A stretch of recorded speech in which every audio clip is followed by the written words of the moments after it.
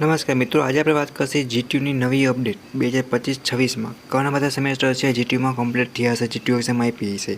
તો હવે નવું સેમેસ્ટર સ્ટાર્ટ થઈને માટે ઘણા બધા મિત્રો રાહ જોતા હતા. સરકારમાં નવું સેમેસ્ટર, નવી ટર્મ છે, ક્યારે સ્ટાર્ટ થશે, ક્યારે નવું સેમેસ્ટર ચાલુ થશે, ક્યારે કમ્પ્લીટ થશે.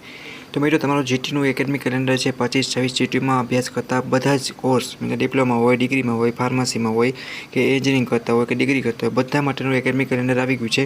અને આપણે સંપૂર્ણ વિડીયો છે મિત્રો એ બનાવી આપ્યો છે. તો બધાને પોતાની તારીખ જોઈ લેવાની છે મિત્રો. એનો ફૂલ વિડીયો સંપૂર્ણ માહિતી સાથેનો તમને નીચે લિંક આપેલ છે.